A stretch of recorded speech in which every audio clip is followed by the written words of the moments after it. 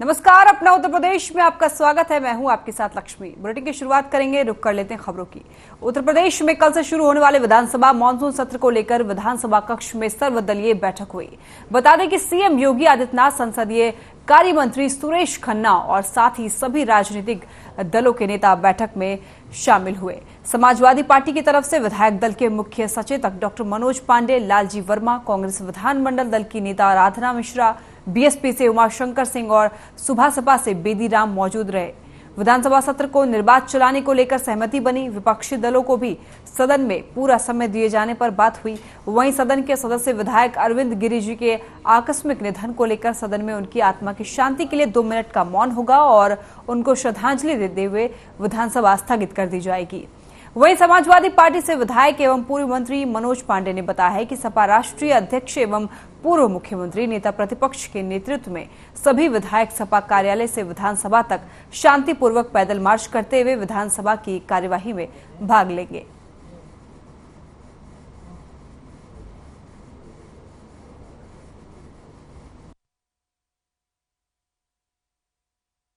अब वो उनका अपना एजेंडा है, वो पैदल आए या किसी सवारी से आए, इसमें हमारा कुछ भी न तो रोल है न हमारा कोई कमेंट है। लेकिन हमने जैसा कि आपसे कहा कि हमने सभी दलीय नेताओं से अनुरोध किया है कि सभी सदन चलाने में सहयोग करें। सभी ने आश्वस्त किया, हम उस आश्वासन पर भरोसा करते हैं।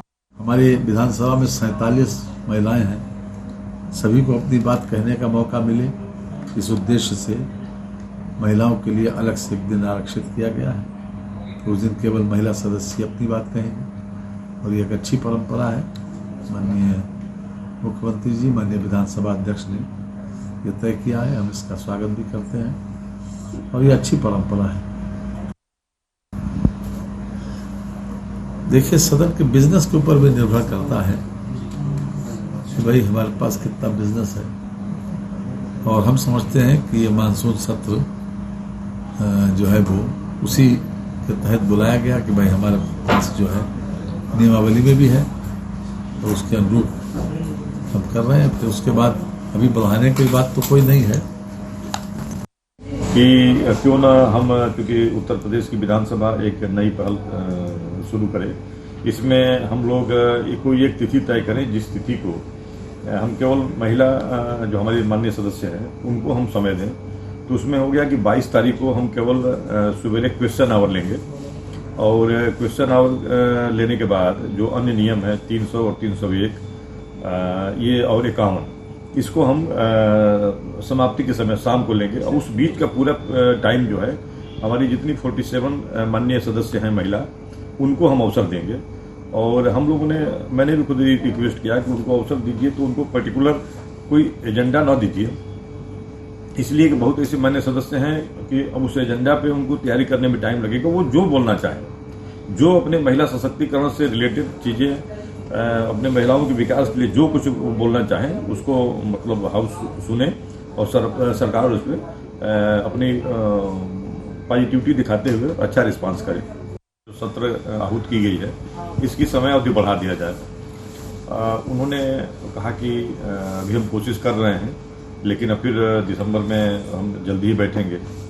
तो हम लोगों ने उनको आश्वासन दिया कि देखिए, अगर आपको ये, मैंने स्पष्ट कहा कि ऐसा नहीं है कि ऐसा तो नहीं कि जो 23 तक अभी आपने जो ये शेड्यूल दिया है ये इससे पहले भी आप बंद कर सकते हैं। तो उन्होंने कहा कि ये आपके ऊपर डिपेंड करता है।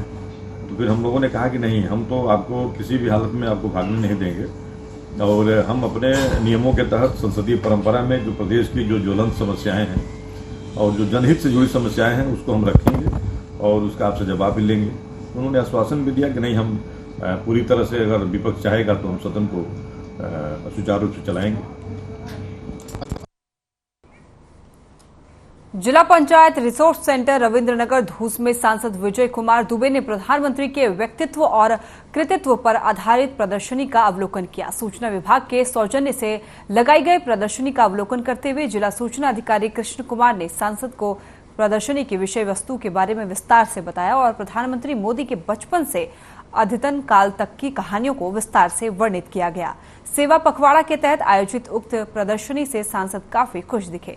सांसद ने कहा कि प्रधानमंत्री की जीवनी एक प्रेरणा स्रोत है जो हर उम्र के लोगों को कुछ करने के लिए प्रेरित करती है।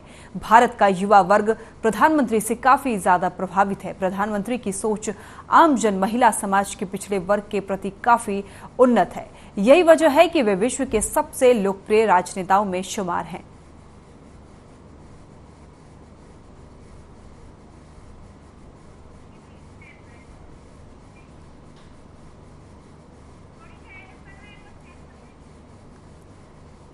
पीएम के व्यक्तित्व पर आधारित प्रदर्शनी का संसद ने लोकन किया। प्रधानमंत्री की जीवनी प्रेरणा स्रोत है, ऐसा सांसद ने कहा।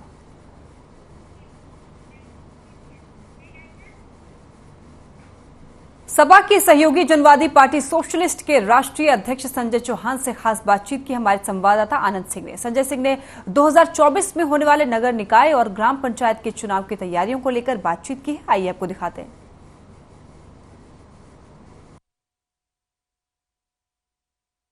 देखिए, 2024 के चुनाव और 2022 के चुनाव में विशेष फर्क नहीं है।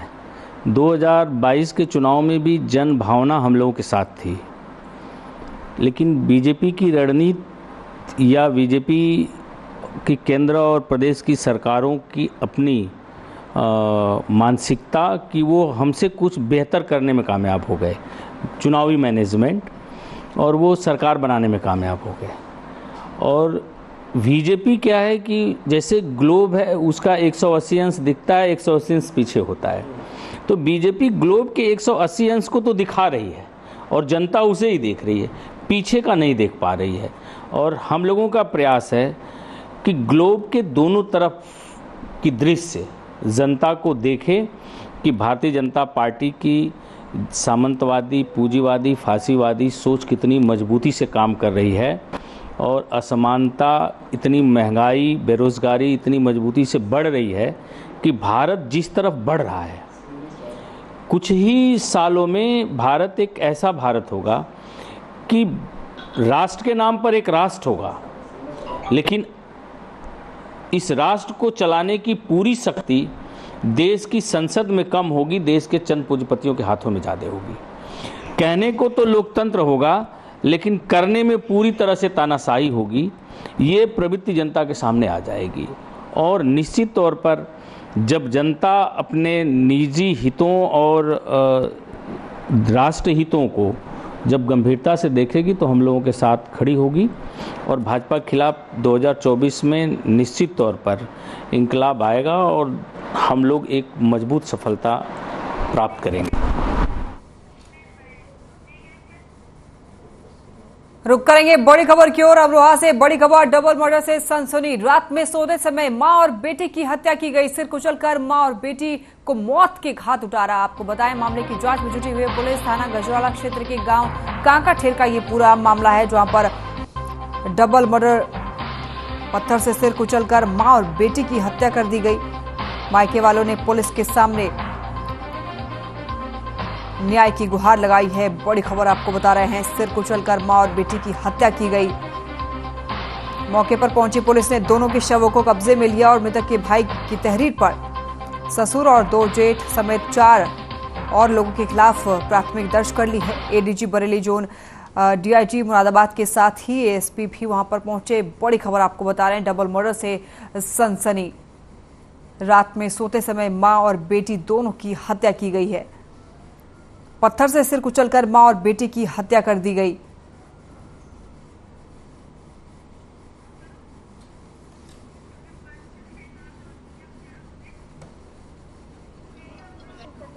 ताकि उनका जो पति है वो खत्म हो गए, तो वो चाहते हैं कि वो यहाँ से चली जाएं। उनका बेटा, उसको हक मिलना चाहिए कि नहीं चाहिए यहाँ पे उनका जगह जमीन का, तो वो इसे देने के लिए मना करते हैं। अच्छा, आप यहाँ पर गाँव पहुँचे हैं तो अब आपको क्या लगा? सबके दायरे में है सब कुछ।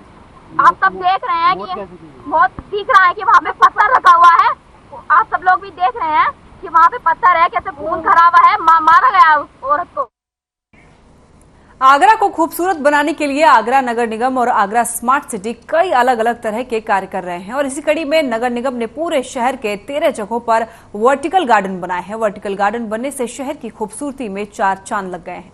नगर आयुक्त और आगरा स्मार्ट सिटी के सीईओ निखिल टी फुंडे ने बताया है कि शहर को खूबसूरत बनाने और हरा भरा दिखाने के लिए ये महत्वपूर्ण कदम उठाया गया है। सबसे पहले ये वर्टिकल गार्डन अंबेडकर ब्रिज पर बनाया गया था, इसके बाद स्मार्ट सिटी की दीवार पर बनाया गया। अब शहर के 13 अलग अलग जगह पर ये गार्डन बनाए गए हैं, जिसमें से 12 गार्डन बनकर तैयार हो गए हैं और एक वर्टिकल गार्डन बनने का काम अभी चालू है। आगे अन्य जगहों पर भी इस तरह के वर्टिकल गार्डन बनाए जा सकते हैं। इन सभी वर्टिकल गार्डन बनने में लगभग 80 से 90 लाख रुपए का खर्च हुआ है। आगरा को खूबसूरत बनाने के लिए आगरा नगर निगम और आगरा स्मार्ट सिटी कई अलग अलग तरीके के कार्य कर रहे हैं। इसी कड़ी में नगर निगम ने पूरे शहर के 13 जगहों पर वर्टिकल गार्डन बनाए हैं। वर्टिकल गार्डन बनने से शहर की खूबसूरती में 4 चांद लग गए हैं।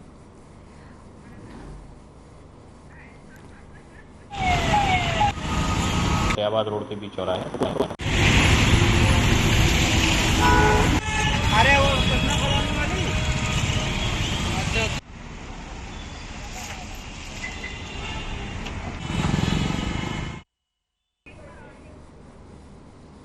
एक्टिव मोड में नगर निगम है। 13 जगहों पर वर्टिकल गार्डन बनाए गए हैं। गार्डन बनाने में लाखों के खर्च हुए हैं। आगरा को खूबसूरत बनाने के लिए आगरा नगर निगम और आगरा स्मार्ट सिटी कई अलग अलग तरीके के कार्य कर रहे हैं।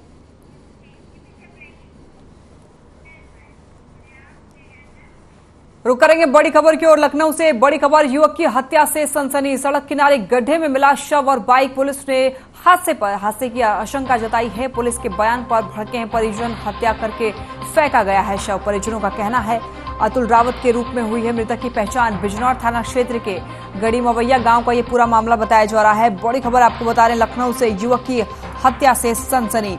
सड़क किनारे गड्ढे में युवक का शव मिलने से पुलिस ने इस हादसे की आशंका जताई है। पुलिस के बयान पर भड़के परिजन ने उनका कहना है कि यह हत्या करके शव को फेंका गया है। अतुल रावत के रूप में मृतक की पहचान की गई है। बिजनौर थाना क्षेत्र के गड़ी मवैया गांव का यह पूरा मामला बताया जा रहा है। लखनऊ से बड़ी खबर आपको बता रहे हैं, युवक की हत्या से सनसनी फैल गई है। सड़क किनारे गड्ढे में मिला शव और बाइक। पुलिस ने हादसे की आशंका जताई है। पुलिस के बयान पर परिजन भड़क उठे हैं। हत्या करके फेंका गया है शव। परिजनों का कहना है अतुल रावत के रूप में मृतक की पहचान की गई है। बिजनौर थाना क्षेत्र के गड़ी मवैया गांव का यह पूरा मामला बताया जा रहा है। परिजनों ने पुलिस के बयान पर भड़क उठे परिजन और परिजनों का कहना है कि हत्या करके शव को फेंका गया है। सड़क किनारे गड्ढे में शव मिला है। सड़क किनारे शव और बाइक दोनों वहां से सड़क के किनारे से मिली है। पुलिस ने हादसे की आशंका जताई है। पुलिस के बयान पर परिजन भड़क उठे हैं। हत्या करके फेंका गया है शव। परिजनों का कहना है अतुल रावत के रूप में मृतक की पहचान की गई है। से बड़ी खबर, चोरों ने घर में की लाखों की चोरी। लोहे की खिड़की काटकर घर में घुसे चोर। जेवर और कैश पर हाथ साफ किया। सुबह परिवार को चोरी की जानकारी मिली। नगला नंदे गांव के श्याम सिंह के घर में चोरी हुई है। बड़ी खबर आपको बता रहे, कन्नौज से चोरों ने घर में लाखों की चोरी की। लोहे की खिड़की काटकर घर में घुसे चोर। चोरों के हौसले इस कदर बुलंद हैं कि चोरों ने घर में घुसकर चोरी की। लोहे की खिड़की काटते हुए घर में घुसे चोर। जेवर और कैश पर हाथ साफ किया। परिवार को सुबह चोरी की जानकारी मिली। नगला नंदे गांव के श्याम सिंह के घर में चोरी हुई है। बड़ी खबर आपको बता रहे हैं। रात में अज्ञात चोर आए, उन्होंने जंगला काट दिया। जंगला काट के अंदर घुस गए। एक लवाई तोड़ दी, बक्सा तोड़ दिया, उसमें रखा हुआ माल जेवर ले गए। 3 जोड़ी पायलें थी, 3 जोड़ी करधनी थी, एक अंगूठी थी और 2 सोने के मंगलसूत्र थे और छोटी तोड़ियाँ थी। थोड़ी 17,000 रुपया कैश था, उसमें पेमेंट करने लड़के को देने के लिए था, वो ले गए।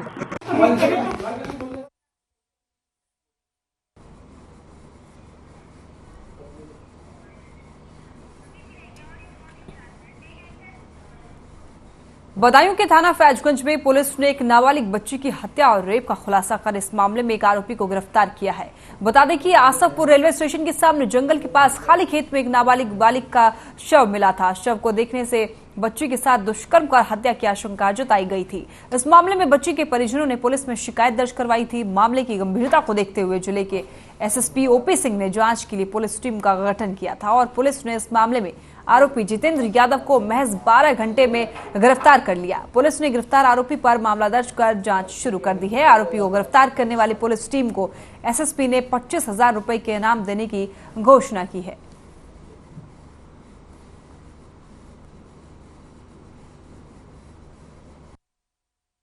दुखद घटना के संदर्भ में हत्या के साथ दुष्कर्म और पॉक्सो एक्ट की धाराओं में अभियोग पंजीकृत कराया था अज्ञात के विरुद्ध। इस संदर्भ में हमारी कई टीमें इस अपराध के अनावरण में लगातार लगी थीं और कुछ घंटों में ही इस अभियोग के आरोपी को हमारी टीम ने पकड़ लिया और उससे जब पूछताछ की गई तो उसने अपना जुर्म कबूल किया।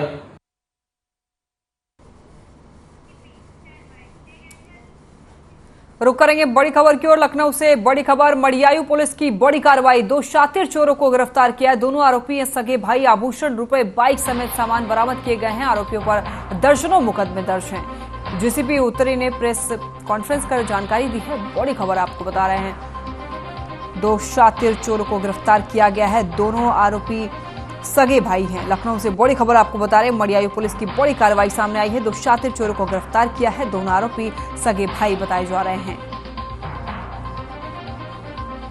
दोनों आरोपी रिश्ते में सगे भाई हैं। आभूषण, रुपए, बाइक समेत सामान बरामद किए गए हैं उनके पास से। डीसीपी उत्तरी ने प्रेस कॉन्फ्रेंस कर इस मामले के बारे में जानकारी दी है। बड़ी खबर आपको बता रहे हैं, लखनऊ से मड़ियायू पुलिस की बड़ी कार्रवाई सामने आई है। 2 शातिर चोरों को गिरफ्तार किया है। दोनों आरोपी सगे भाई हैं ऐसा बताया जा रहा है। ये रिश्ते में दोनों शातिर चोर सगे भाई हैं।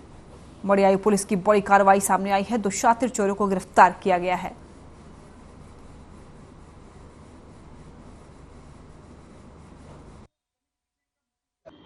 ये लोग अपराध की रोकथाम के लिए ये लोग लगातार भ्रमणशील थे। इसी दौरान इन लोगों को मोटरसाइकिल आती हुई दिखती है जिसमें कि 3 व्यक्ति जिसमें सवार दिखते हैं। जब इनको हाथ देकर के रोकने का प्रयास किया जाता है तो ये लोग भागने का प्रयास करते हैं।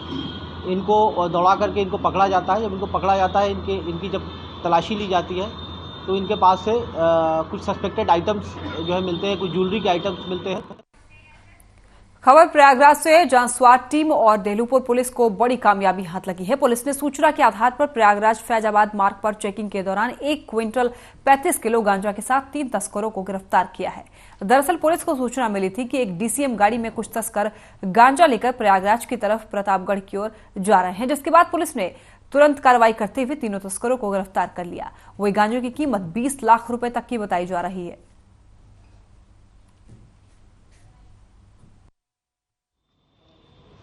शासन के निर्देशन में अवैध मादक पदार्थों और शराब के विरुद्ध अभियान चलाया जा रहा है और ऐसे कार्य में लिप्त लोगों के विरुद्ध कार्रवाई की जा रही है। इसी कार्रवाई के तहत देहलूपुर एसओ और हमारी स्वाट टीम के द्वारा चेकिंग के दौरान 3 अभियुक्तों की गिरफ्तारी की गई है।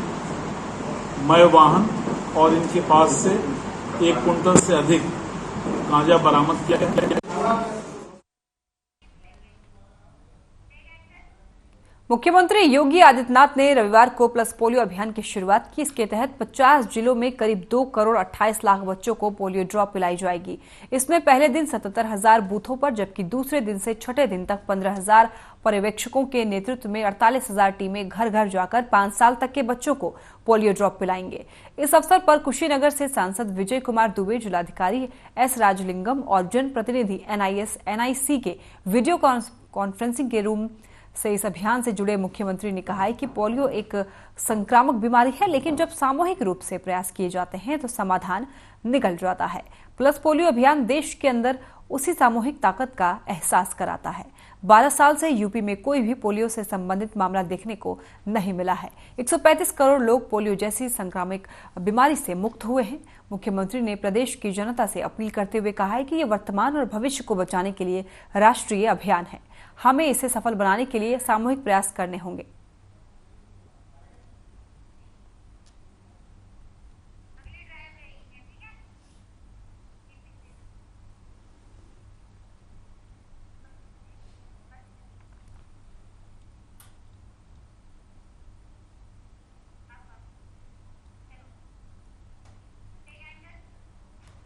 रुक करेंगे बड़ी खबर की ओर। लखनऊ से बड़ी खबर। सुबह सपा विधायक दल की बैठक कल सुबह 8 बजे बैठक होगी। लखनऊ पार्क रोड स्थित पार्टी ऑफिस में बैठक होगी। सुबह सपा विधायक दल की बैठक होनी है कल सुबह 8 बजे। सुबह सपा विधायक दल की बैठक होगी। लखनऊ पार्क रोड स्थित पार्टी ऑफिस में बैठक होगी। लखनऊ से बड़ी खबर आपको बता रहे हैं, कल सुबह 8 बजे सुबह सपा विधायक दल की बैठक होगी। महाराजगंज जिले में लगभग 1 दर्जन मामलों में वंचित इनामिया गैंगस्टर को सोनौली पुलिस ने गिरफ्तार कर लिया है। गिरफ्तार अभियुक्त के खिलाफ महाराजगंज जिले के नौतनवा थाने में ही 11 मुकदमे दर्ज हैं। गिरफ्तार अभियुक्त लंबे समय से पुलिस को चकमा देकर फरार चल रहा था। क्षेत्राधिकारी नौतनवा ने गिरफ्तार इनामिया गैंगस्टर की क्राइम कुंडली खोलते हुए बताया है कि पुलिस अधीक्षक के निर्देशों पर जिले में वांछित और वारंटी अभियुक्तों की गिरफ्तारी के लिए चलाए जा रहे अभियान के तहत एक मुखबिर की सूचना के आधार पर वांछित अपराधी यूनिस को गिरफ्तार किया गया है। बता दें कि गिरफ्तार अपराधी यूनिस के खिलाफ थाना नौतनवा में उत्तर प्रदेश गिरोह बंद एवं समाज विरोधी क्रियाकलाप निवारण अधिनियम 1986 समेत कई मामले दर्ज है। यूनिस के खिलाफ पूरे जिले में कुल 11 मामले दर्ज थे, जिनमें से नौतनवा थाने में उसके खिलाफ 10 मामले दर्ज थे।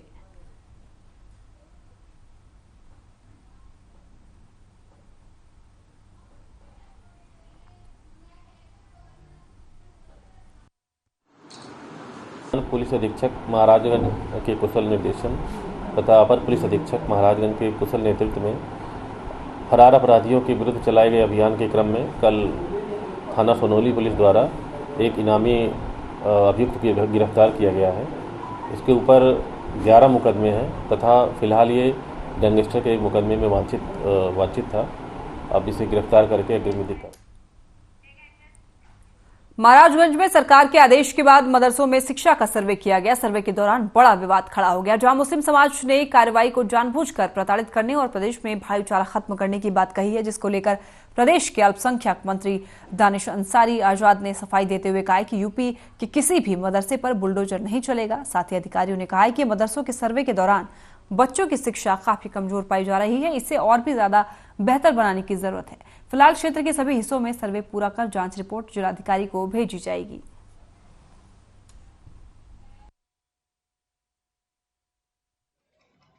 हिंदी, इंग्लिश, विज्ञान, उर्दू। इंग्लिश की पढ़ाई होती है जी। वाले सब्जेक्ट का क्या होता है? वाले पार्ट का क्या नाम है इंग्लिश की? Another chance. हिंदी के पहले पार्ट का क्या नाम है? वर्दे बीड़ा वादनी वर्दे। क्या है, कविता है? जी। हिंदी का पहला पार्ट कौन सा है? हिंदी का पहला पार्ट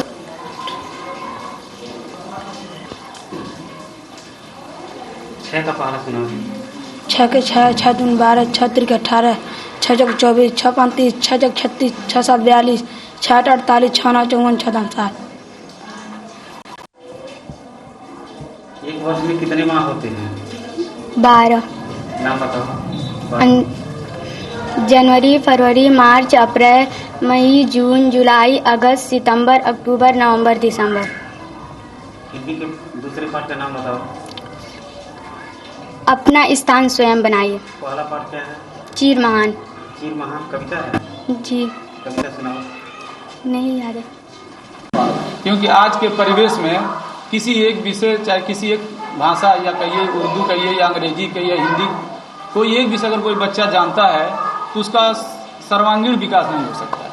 उसको लगभग व्यवहारिक ज्ञान भी चाहिए, हर विषय का थोड़ा बहुत जाना चाहिए, और जो एक विषय लेकर पढ़ता उसमें तो उसको महारत होनी चाहिए, तभी उसके मतलब जीवन में जीवन को अपने अच्छे स्तर तक ले जा पाएगा।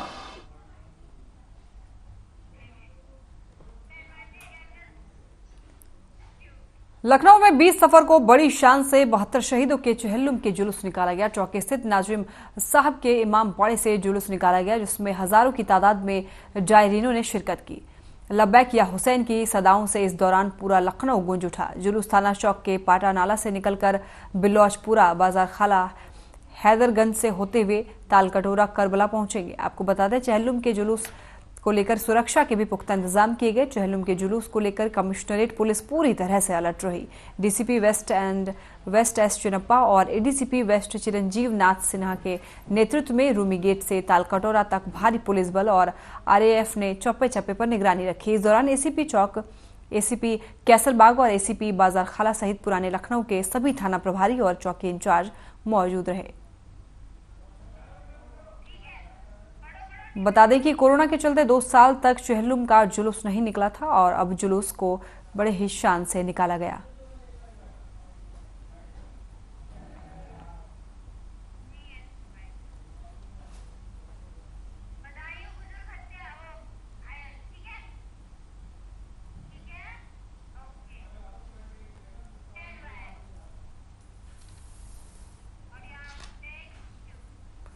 बदायूं से खबर आपको बता रहे हैं, जहां पर धरेली से यह खबर है, जहां पर बड़े ही तेज रफ्तार से एक पिकअप ने साइकिल सवार को टक्कर मार दी। गंभीर रूप से घायल साइकिल सवार कृष्णपाल को इलाज के लिए डायल 112 की मदद से इलाज के लिए सामुदायिक स्वास्थ्य केंद्र में भर्ती कराया गया, लेकिन उनकी गंभीर हालत को देखते हुए डॉक्टरों ने उन्हें जिला अस्पताल रेफर कर दिया। पुलिस ने पिकअप चालक को गिरफ्तार कर मामले की जांच शुरू कर दी। दातागंज के धरेली गांव के पास एक तेज रफ्तार पिकअप ने साइकिल सवार को टक्कर मार दी।